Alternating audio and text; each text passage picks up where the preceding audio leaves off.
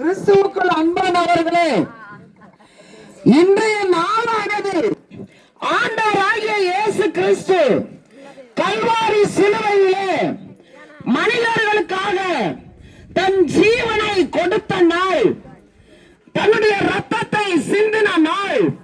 அதை கிறிஸ்தவர்களாகிய நாங்கள் நினைவு கூறுகிறோம். ஏன் அவர் மனுஷனுக்காக தான் உயிரை கொடுக்கணும், ரத்தம் சிந்தணும்? மனிதனுடைய பாவங்களில இருந்து, அக்கிரமங்களில இருந்து மீட்டு எடுப்பதற்கென்று எந்த ஒரு வல்லமையும் இந்த பூமியில இல்லாம இருந்துச்சு. எல்லா மனுஷனுக்குமே தெரியும், பாவம் செஞ்சா சொர்க்கத்துக்கு போக முடியாது.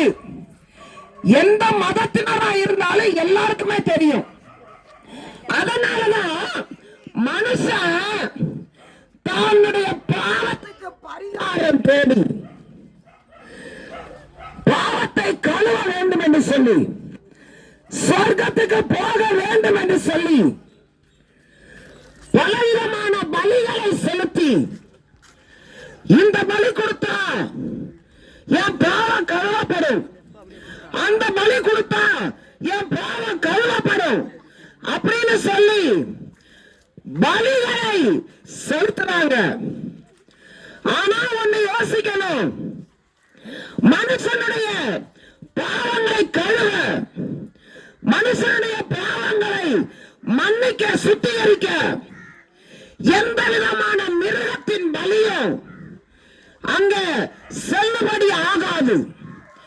ஏனென்றால் மனிதன் மிருகத்தை விட குறைந்தவன் அல்ல. மனிதன் ஆண்டவராகிய இயேசுவால் உருவாக்கப்பட்ட விசேஷமான படைப்பு. எல்லா படைப்பிலும் மேலான படைப்பு. அந்த மனுஷனுடைய பாவத்தை கழுவ எந்த ரத்தத்தாலும் முடியாது, சொர்க்கத்துக்கு கொண்டு போக முடியாது. ஒரு பரிசுத்தமான ரத்தம் தேவைப்பட்டுச்சு. ஆண்டவராகிய இயேசு கிறிஸ்து வானத்தையும் பூமியையும் உண்டாக்கின தேவன், அவர் தன்னுடைய கரத்தினாலே உண்டாக்கப்பட்ட ஜனங்களுடைய பாவத்தை மன்னிக்க, கழுவ இந்த பூமிக்கு இறங்கி வர வேண்டியதா இருந்தது. அவர் தன்னையே பலியாய் கொடுக்க வேண்டி இருந்தது. பிரியமானவர்களே, அவர் வேதவசனம் சொல்லுகிறது, தன்னுடைய மேன்மை, தன்னுடைய மகிமை எல்லாவற்றையும் இழந்து அடிமையின் ரூபம் எடுத்து மனுஷன் சாயலானார் என்று சொல்லப்பட்டிருக்கிறது. ஆண்டவர் தன்னுடைய மேன்மை புகழ்ச்சி எல்லாம் விட்டு நமக்காக வேண்டி தாழ்மையின் ரூபம் எடுத்து இந்த உலகத்திற்கு வந்தார். பாடுகளை நமக்காக சுமந்தார். நம்ம பெற்றுக்கொள்ள வேண்டிய தண்டனையை அவர் அனுபவித்தார். நம்ம சிந்த வேண்டிய ரத்தத்தை அவர் சிந்தினார். நம்முடைய தண்டனையை அவர் ஏற்றுக்கொண்டார். அவர் தன்னையே பலியாய் கொடுத்தார். இயேசு கிறிஸ்துவினுடைய ரத்தம் சகல பாவங்களையும் நீக்கி சுத்திகரிக்கும் என்ற வேத வசனத்தின்படி அவருடைய ரத்தமானது நம்முடைய பாவங்களை கழுவும்படியாய் சிந்தப்பட்டது. இந்த பூமியில ஜீவ பலியாய் கொடுத்தார்.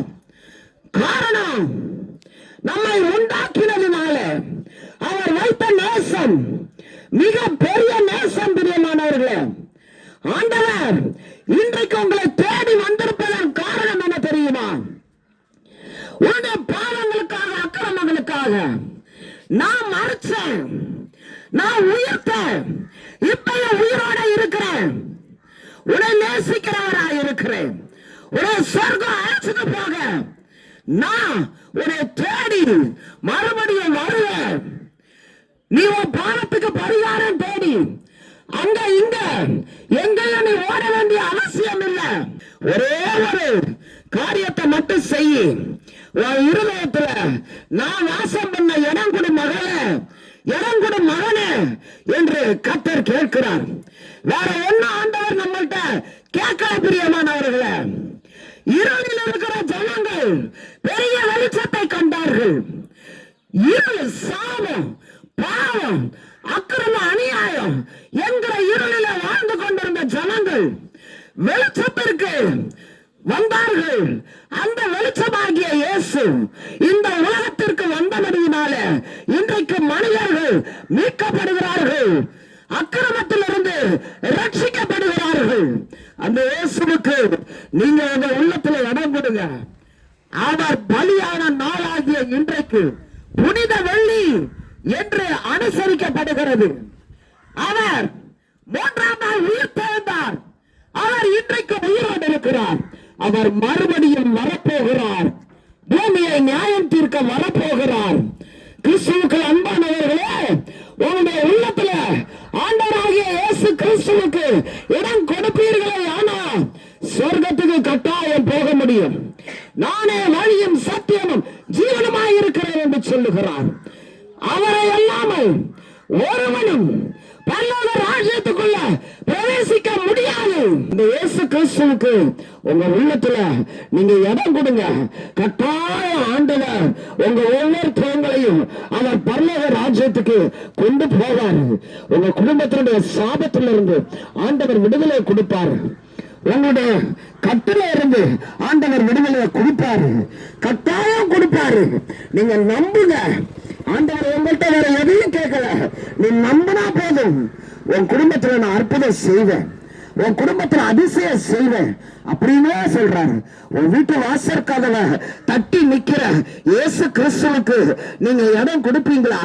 இடம் கொடுப்பீங்களா? கட்டாயம் உங்க குடும்பத்தை கர்த்தர் ஆசீர்வதிப்பார். ஆண்டவராகிய இயேசு கிறிஸ்துவின் நாமத்தினால உங்களுக்கு வாழ்த்துதலை சொல்லுகிறேன். கர்த்தர் இந்த பகுதியில வாழ்கிற மக்களை அளவில்லாம ஆசீர்வதித்து உங்களுடைய வாழ்க்கை தரத்தை உயர்த்துவாராக. ஆமென், ஆமென், ஆமென்.